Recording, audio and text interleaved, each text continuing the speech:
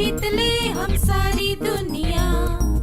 बीच हमें आज बोने दो, रोज उसे थोड़ा बढ़ने दो। छू लेंगे आकाश हम, मन के विचार हकीकत बने। सिद्धि फल से आनंद देंगे, कोशिश कर बढ़े, सोच बुलंद करे।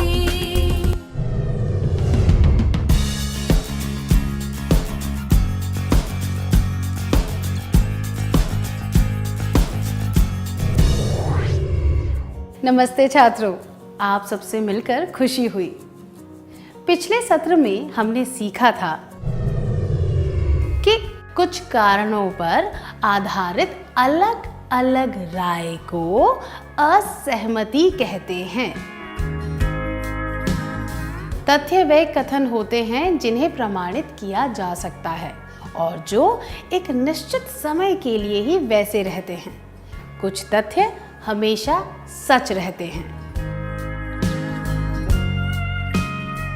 राय एक कथन है जो हमें बताती है कि किसी चीज के बारे में कोई व्यक्ति क्या सोचता है। हर व्यक्ति की राय अलग होती है। राय किसी के व्यक्तित्व और पसंद या नापसंद पर आधारित होती है। अगर हम इस बात का आदर करें कि सबको अपनी अपनी राय व्यक्त करने का अधिकार है, तो झगड़ों को टाला जा सकता है। आइए अब यह जानने की कोशिश करते हैं कि असहमति अप्रिय और निष्फल क्यों बन जाती है। मैं आपको उदाहरणों द्वारा अलग अलग व्यवहारों के बारे में बताऊंगी। आइए इन्हें एक एक करके समझते हैं। सबसे पहले यह, विवेक को लगता है कि कविता लिखना समय की बर्बादी है। जो भी उसकी बात से असहमत होता है वह उस पर चिल्लाने लगता है। ऐसे व्यवहार के क्या परिणाम होते हैं? क्या आप दोनों इसका अभिनय करके दिखा सकते हैं?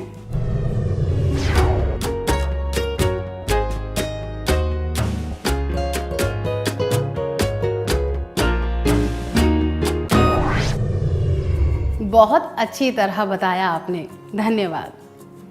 विवेक का व्यवहार एक तूफान की तरह आक्रामक है। तूफान के रास्ते में जो भी आता है वह नष्ट हो जाता है। उसी तरह विवेक के व्यवहार से वार्तालाप का वातावरण भी बिगड़ जाता है। विवेक जैसे लोग दूसरों को डराते धमकाते हैं, चिल्लाते हैं, इल्ज़ाम लगाते हैं, अपशब्द बोलते हैं और ताने मारते हैं। ऐसे नकारात्मक व्यवहार से रिश्ते खराब होते हैं। इस तरह के व्यवहार से असहमति तुरंत ही झगड़े में बदल जाती है। आक्रामक व्यवहार से असहमति झगड़े में बदल जाती है। आइए अब एक और प्रकार का व्यवहार देखते हैं। माधव और चित्रा एक दुकान पर थे। वे एक सुंदर मूर्ति देख रहे थे।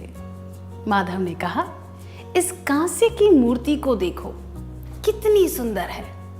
चित्रा ने असहमति जाहिर करते हुए कहा, नहीं, यह तो मिट्टी से बनी हुई है। माधव ने गुस्से में तुरंत जवाब दिया, क्या तुम देख नहीं सकती? यह तुम्हारी आदत बन गई है।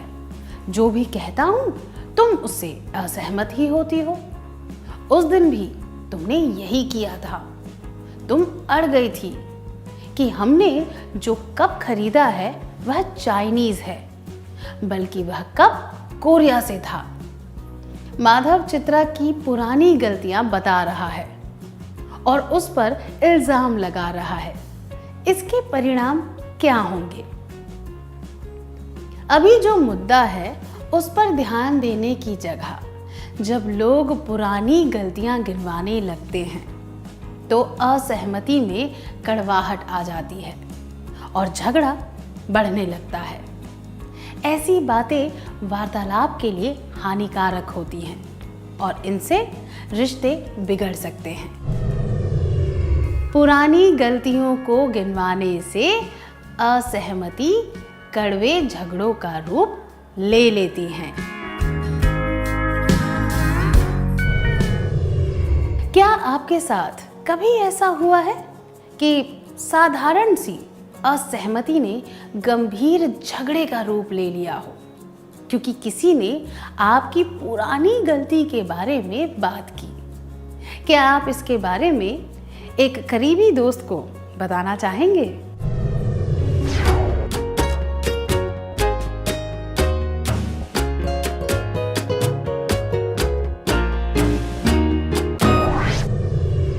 अपने अनुभवों के बारे में बताने के लिए धन्यवाद। आइए एक और परिस्थिति में ध्यान देते हैं। कांता के भाई ने उसे एक कागज दिया और उस पर रेखाएं बनाने को कहा। वह जल्दबाजी में बाहर चला गया। कांता ने आड़ी रेखाएं बना दी और कागज उसकी मेज पर रख दिया। थोड़ी देर बाद उसका भाई घर आया और कागज को देखकर उस पर चिल्लाने लगा। आइए उनका वार्तालाप सुनते हैं। तुम कोई भी काम ठीक से नहीं करती। मैंने तुम्हें कुछ करने को कहा था और तुमने कुछ और ही कर दिया। तुमने मुझे रेखाएं बनाने को कहा था। कुछ मत कहो। तुम हमेशा ऐसा करती हो, सारा काम बिगाड़ देती हो और बाद में बहाने बनाती हो। पर तुम तो चुप ही रहो। क्या तुमने कभी कोई काम ढंग से किया है? आखिर मैं करूं तो क्या करूं? कुछ भी नहीं। क्या आपने वार्तालाप पर ध्यान दिया? हमने देखा कि उसका भाई एक ही बात दोहराता रहता है। तुम कोई भी काम ठीक से नहीं करती, तुम हमेशा ऐसा ही करती हो, तुम कोई काम ठीक से नहीं करती, इत्यादि। इससे वार्तालाप अप्रिय बन जाता है और झगड़ा होने लगता है। परिस्थिति को जाने बिना अंधाधुंध और अनुचित बात कहने से असहमति झगड़े में बदल जाती है। क्या किसी ने आपके साथ कभी ऐसा किया है कि गलती को समझाए बिना उसने आप पर ऐसे ही आरोप लगा दिए हों? क्या आप इसके बारे में अपने करीबी मित्र को बता सकते हैं?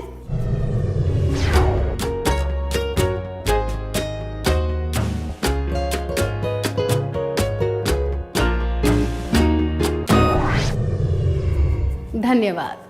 आइए एक और परिस्थिति पर ध्यान देते हैं। मनोज एक चित्रकार है। उसका दोस्त नरेश खाने पीने का शौकीन है। एक बार नरेश उसके काम में एक छोटी सी गलती बता रहा था। उसने कहा कि अगर वह छोटी सी गलती ना होती तो मनोज का काम सर्वोत्तम होता। मनोज ने तुरंत तुनक कर जवाब दिया, तुम्हें चित्रों के बारे में क्या जानकारी है? तुम केवल बैठकर खाते रहते हो। यह सुनकर नरेश को ठेस पहुंची। क्या दो छात्र स्वेच्छा से आकर इसका अभिनय करके दिखा सकते हैं?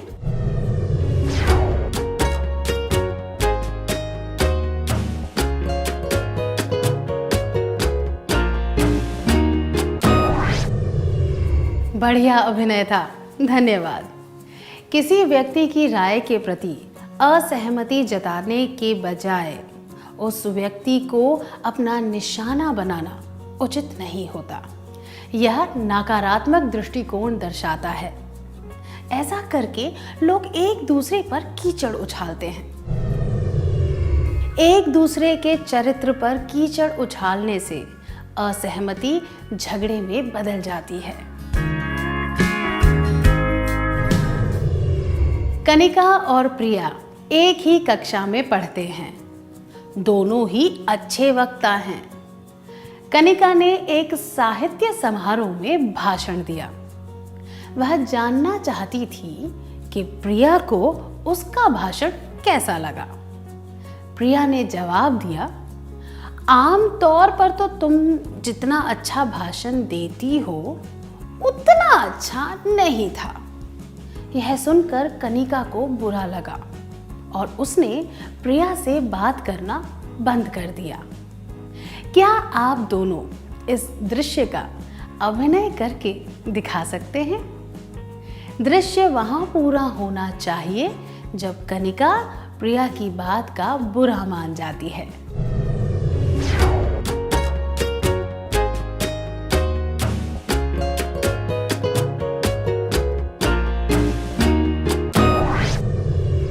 धन्यवाद। जो राय हमारी उम्मीदों से अलग होती है उसे ठुकराने से असहमति झगड़े में बदल जाती है। चलिए अगली परिस्थिति देखते हैं। वनीता ने एक नई ड्रेस पहनी थी और उसने सीमा से पूछा, यह ड्रेस सुंदर है ना? सीमा को वह ड्रेस कुछ खास नहीं लगी, इसीलिए उसने कंधे हिलाते हुए कहा, हाँ ठीक ही है। खैर, वह अस्पष्ट जवाब दे रही थी। कोई बात सीधे तरीके से कहने की जगह उसे स्पष्ट तरीके से कहना अनुचित होता है। ऐसा करने से वार्तालाप निष्फल हो जाता है। अस्पष्ट बात कहने से असहमति झगड़े में बदल जाती है। सीमा अपनी असहमति स्पष्ट रूप से किस तरह बता सकती थी? क्या आप दोनों इस बात को अभिनय कर दिखा सकते हैं?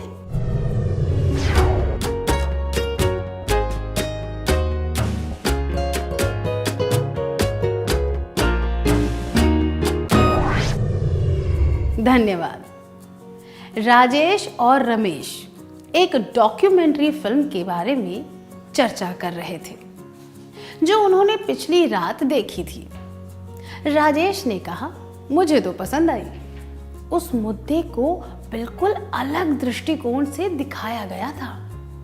बात को काटते हुए रमेश ने कहा, अरे कहाँ का दृष्टिकोण, हर एक दृष्टिकोण नया होता है।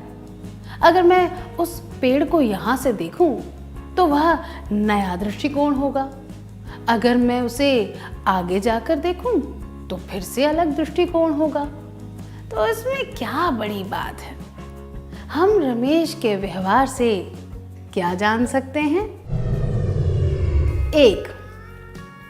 रमेश ने अपनी राय स्पष्ट रूप से बताई। 2. सही समय पर बात को काटकर उसने समय बचाया। 3. रमेश ने राजेश के ही शब्दों का प्रयोग करके शब्दों से उस पर वार किया।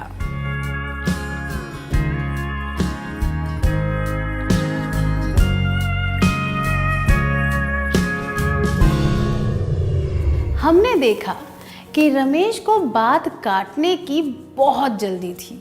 वह उसी के शब्दों का प्रयोग करके उस पर वार करना चाहता था। असहमति को शब्दों का युद्ध बनाना और उसे दूसरे व्यक्ति के शब्दों को हथियार की तरह इस्तेमाल करना अयोग्यता और गलत तरीका दर्शाता है।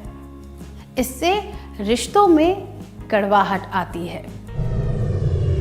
पलटकर शब्दों द्वारा वार करने से असहमति झगड़े में बदल जाती है। आइए एक और परिस्थिति देखते हैं। तिलक और कावेरी दोस्त हैं। तिलक कावेरी से 1 वर्ष बड़ा है। वे एक फिल्म के बारे में चर्चा कर रहे थे और तिलक को फिल्म का एक दृश्य बहुत हास्यप्रद लगा। कावेरी ने कहा कि वह दृश्य इतना भी हास्यप्रद नहीं था और कोई दूसरा अभिनेता उस दृश्य को ज्यादा अच्छे तरीके से कर सकता था। तिलक ने उसे टोकते हुए कहा, तुम मुझे अभिनय के बारे में सिखा रही हो। यह याद रखो कि मैं तुमसे बड़ा हूं और मुझे ज्यादा तजुर्बा है। कावेरी ने भी पलटकर जवाब दिया, तुम भले ही मुझसे बड़े हो, पर मैं ज्यादा अनुभवी हूं और होशियार हूं। फिर झगड़ा शुरू हो गया। क्या आप दोनों इस दृश्य का अभिनय करके दिखा सकते हैं?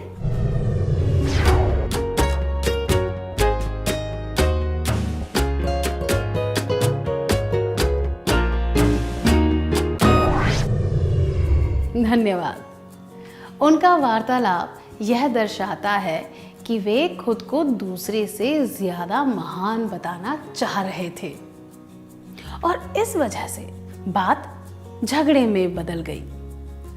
खुद को दूसरे से श्रेष्ठ समझने का मतलब है ऐसा व्यवहार करना कि वह व्यक्ति उस मुद्दे से ज्यादा महत्वपूर्ण है और उस समस्या को हल करने पर ध्यान ना देना। इस तरह का व्यवहार नहीं करना चाहिए, क्योंकि ऐसा करने से असहमति झगड़े में बदल जाती है। श्रेष्ठता की भावना असहमति को झगड़े में बदल देती है। अब तक हमने देखा कि असहमति का मतलब क्या होता है, तथ्य और राय के बीच क्या फर्क होता है। सबको अपनी राय बताने का अधिकार होता है और किस तरह असहमति झगड़े का रूप ले लेती है।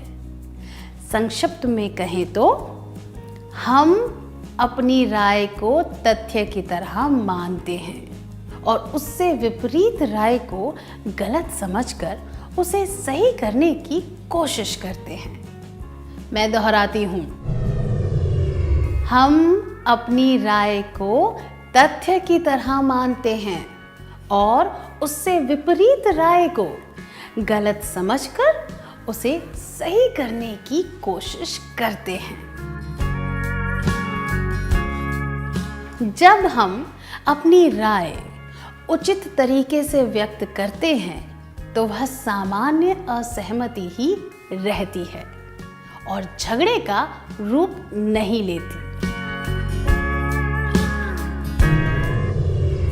ऐसे झगड़ों से बचने के लिए हमें उचित व्यवहार अपनाने की आवश्यकता है।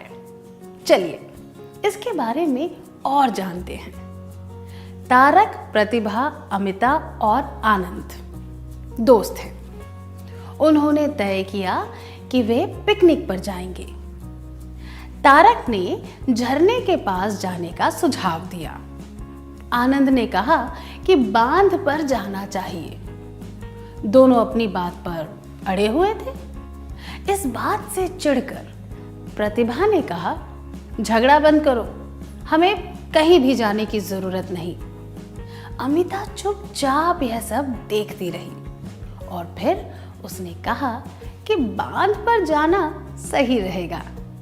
तारक को गुस्सा आ गया और उसने कहा, तुम दोनों मिलकर मेरे खिलाफ हो रहे हो।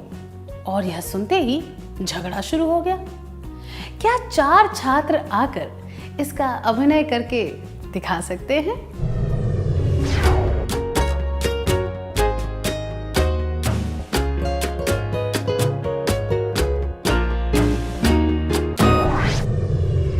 धन्यवाद।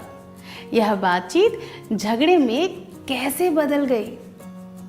खुद को बिल्कुल भी ना बदलना, तुरंत हल निकालने की उम्मीद रखना और असहमति को सफलता या तबाही के रूप में देखना, ये सब मुख्य कारण हैं जिनकी वजह से एक सामान्य असहमति बड़े से झगड़े का रूप ले लेती है। झगड़े के कारण अपने व्यवहार को बिल्कुल भी ना बदलना, तुरंत हल ढूंढने की उम्मीद रखना, असहमति को तबाही या असफलता के रूप में देखना, भावुक होकर सोचना। हम इन सब बातों से कैसे बच सकते हैं? अलग अलग विचारों के प्रति सहनशील होना आवश्यक है। जब राय अलग अलग हो तो इन बातों को ध्यान में रखना चाहिए। भावुकता पर नियंत्रण रखना, दूसरों को बोलने का मौका देना और दूसरों पर आरोप ना लगाना।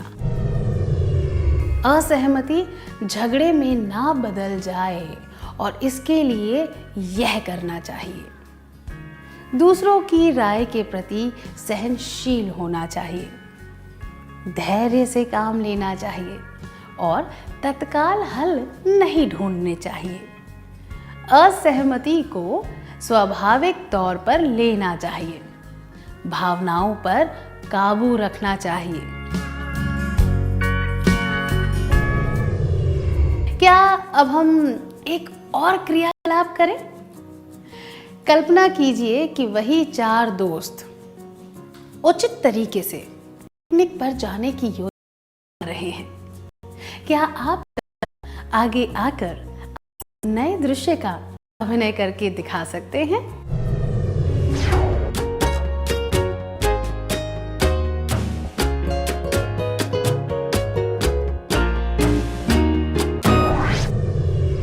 बहुत अच्छा अभिनय था, धन्यवाद। हमें यह याद रखना चाहिए कि तथ्य और राय के बीच में फर्क होता है। सब अपनी राय बताने का अधिकार होता और विचारों की हो जाए तो भावुक नहीं हो। अब हम सत्र का सार संक्षेप कर लें।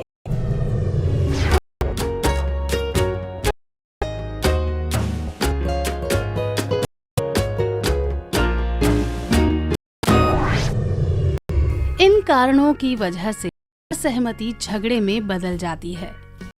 आक्रामक व्यवहार, पुरानी गलतियों को सामने लाना, अंधाधुन और अनुचित बातें कहना, चित्र पर कीचड़ उछालना, अस्पष्टता, पलटकर शब्दों से वार करना, श्रेष्ठता की भावना। जब हम अपनी राय उचित तरीके से करते हैं तो वह सामान्य असहमति रहती है और झगड़े का रूप नहीं लेती। असहमति झगड़े में ना बदल जाए के लिए यह करना चाहिए। दूसरों की राय के प्रति शील होना चाहिए, काम लेना चाहिए और तत्काल हल नहीं ढूंढने चाहिए। असहमति को स्वाभाविक तौर पर लेना चाहिए, भावनाओं पर काबू रखना चाहिए।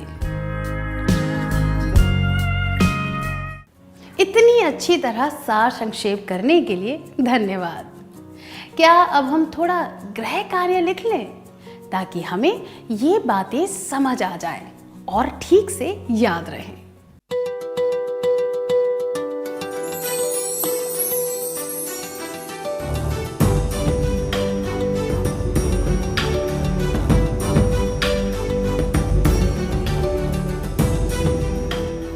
प्रश्न 1। आपने अपने भाई को मिठाइयाँ खरीदने के लिए भेजा है। वह दूध से बनी मिठाइयाँ ले आया जो आपको पसंद नहीं है। आप क्या करेंगे? जवाब। 1। मैं कहूँगा या कहूँगी, कोई भी समझदार इंसान क्या ऐसी मिठाइयाँ खाएगा? 2। मैं कहूँगा या कहूँगी, जाओ इसे बिल्ली को। 3। मैं कहूँगा या कहूँगी, मुझे दूध वाली मिठाई पसंद नहीं है, अब से मत खरीदना। प्रश्न 2। आपने नई विधि से एक सब्जी बनाई और चाय के लिए अपनी बहन को दी। उसने कहा कि इसमें 1 चम्मच नींबू का रस डाला जा सकता है। आप कहेंगे? जवाब 1। मैं कहूँगा या कहूँगी चखने के लिए दी तो इसका मतलब मत समझो कि तुम कोई विशेष हो। 2। मैं कहूँगा या कहूँगी अगर मैं और नींबू डालूंगी या डालूंगा तो क्या यह ज्यादा खट्टी नहीं हो जाएगी? 3। मैं कहूँगा या कहूँगी तुम्हें चखने के लिए देना ही नहीं चाहिए था। प्रश्न 3। आपकी बहन नृत्य प्रतियोगिता की तैयारी कर रही है और आपकी राय जानना चाहती है। आपने सुझाव दिया कि कुछ चीजें बदलनी चाहिए। आप क्या कहेंगे? जवाब 1। मैं ताना मारते हुए कहूंगी या कहूंगा नृत्य बहुत अच्छा था और बोलते समय बहुत पर जोर दूंगा या दूंगी। 2। मैं कहूंगा या कहूंगी तुम इसे नृत्य कहती हो? क्या तुम्हें पता है तुमने कितनी गलतियां की हैं? 3। मैं उसे बताऊंगा या बताऊंगी कि उसने कहाँ गलती की और नृत्य सुधारने के लिए उसे सकारात्मक सुझाव दूंगी या दूंगा।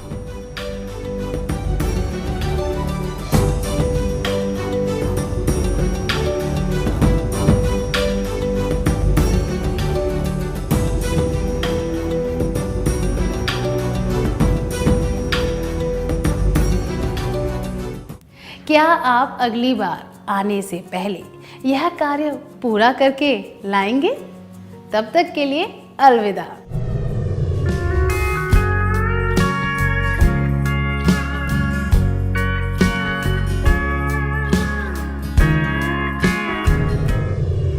नमस्ते छात्रों, मुझे यकीन है कि आपने गृह कार्य पूरा कर लिया होगा। क्या हम जवाबों के बारे में चर्चा करें?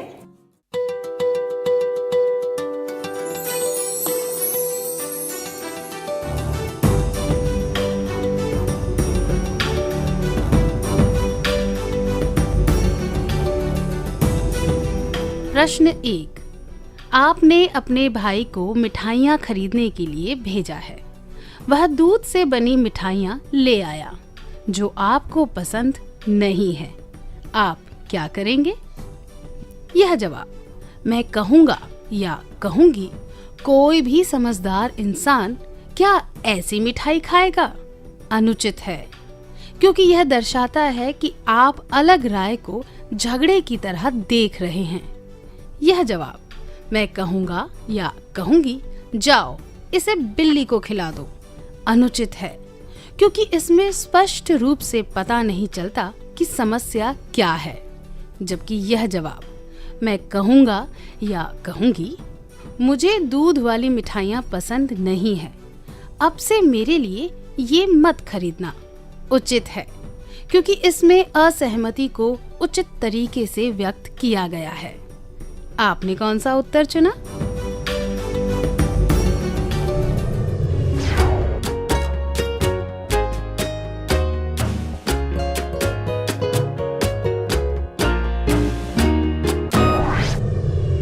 प्रश्न 2। आपने नई विधि से एक सब्जी बनाई और चखने के लिए अपनी बहन को दी। उसने कहा कि इसमें 1 चम्मच नींबू का रस डाला जा सकता है। आप क्या कहेंगे? यह जवाब मैं कहूँगा या कहूँगी तुम्हें चखने के लिए दी तो इसका मतलब ये मत समझो कि तुम कोई विशेषज्ञ हो। अनुचित है, क्योंकि इसमें श्रेष्ठता की भावना है जो असहमति को झगड़े का रूप दे सकती है। यह जवाब मैं कहूँगा या कहूँगी तुम्हें चखने के लिए देना ही नहीं चाहिए था। अनुचित है, क्योंकि यह दर्शाता है कि आप आलोचना को सहन नहीं कर सकते। जबकि यह जवाब मैं कहूँगा या कहूँगी अगर मैं और नींबू डालूंगी या डालूंगा तो क्या ये ज्यादा खट्टी नहीं हो जाएगी? उचित है, क्योंकि यह दर्शाता है कि आप आलोचना को स्वीकार करते हुए उचित तरीके से अपनी राय व्यक्त कर रहे हैं। आपने कौन सा जवाब चुना?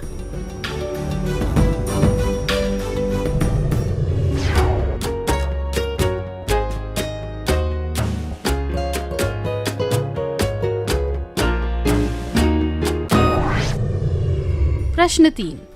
आपकी बहन नृत्य प्रतियोगिता की तैयारी कर रही है और आपकी राय जानना चाहती है। आपने सुझाव दिया कि कुछ चीजें बदलनी चाहिए। आप क्या कहेंगे?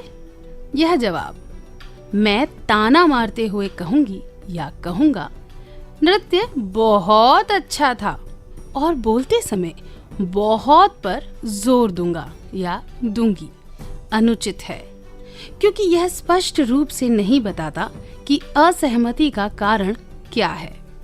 यह जवाब, मैं कहूंगा या कहूंगी, तुम इसे नृत्य कहती हो? क्या तुम्हें पता है तुमने कितनी गलतियां की हैं? भी अनुचित है, क्योंकि इसमें आक्रामक तरीके से राय व्यक्त की गई है। ऐसे रूखे व्यवहार से रिश्ते बिगड़ते हैं।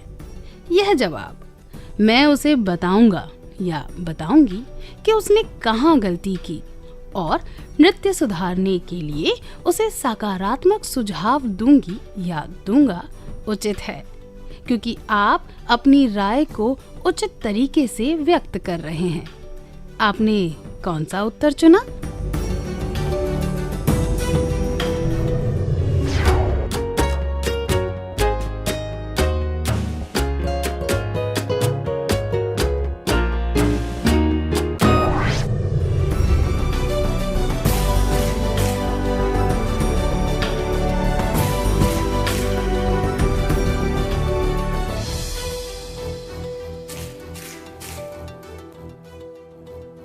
जिन्होंने सारे उचित जवाब चुने थे उन्हें बधाई हो। चलिए अब हम अगला सत्र शुरू करते हैं।